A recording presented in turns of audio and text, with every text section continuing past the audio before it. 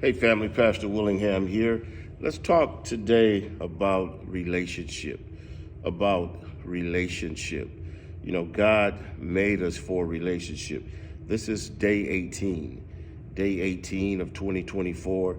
And again, we want to talk here about relationship. I'm looking here at Genesis 2 and 18. Genesis 2 and 18 that says to us here, and the Lord God said, it is not good that man should be alone. I will make for him a help meet. And so God made us for relationship.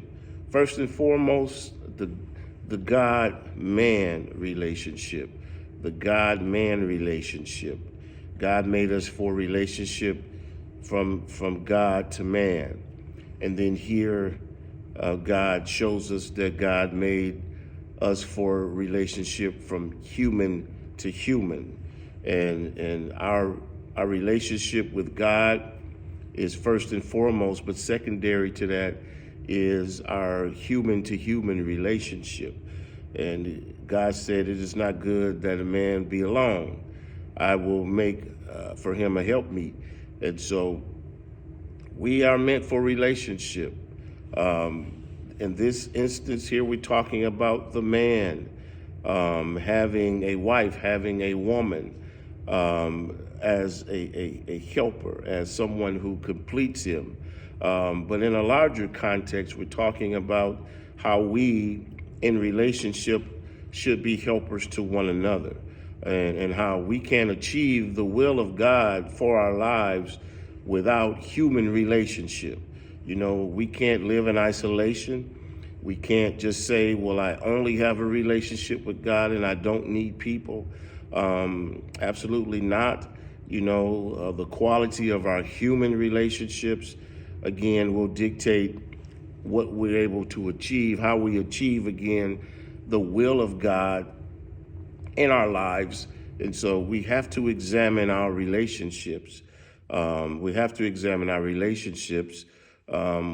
they be romantic or whether they be marriage relationships, whether they be relationships between parent-child, whether they be relationship from sibling to sibling, whether they be friendships, cousins, church relationships, business relationships, work relationships. We have to examine the nature and the quality of all our relationships.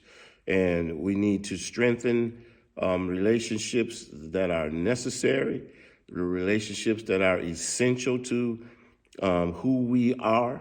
You know, when we look at our purpose and our work in life, you know, our relationships should support the thing that we're doing for God, the purpose, the God-given purpose that we have. Our relationship should be centered around our purpose. And if there are relationships maybe that we find ourselves in that don't support our purpose, then maybe it's a relationship that I don't need. If it's not something that magnifies who I am in God, if it's not something to help me meet, and this is what a help meet is, someone that helps you meet the demands of God. And here this man was alone, and although he had relationship with God, God says, I'm going to give you a human being. I'm going to give you another person to help you meet the demands. And this is, again, this can be marriage. This can be any relationship that we have, that we help each other meet the demands of God. We need people, again, around us who help us meet our purpose in God. And so, again, look at your relationships today. Do you have people that help you be your best self in God? And are you a helper to others being their best selves in God? And so have a great day, and I'll talk to you soon. Bye-bye. God bless.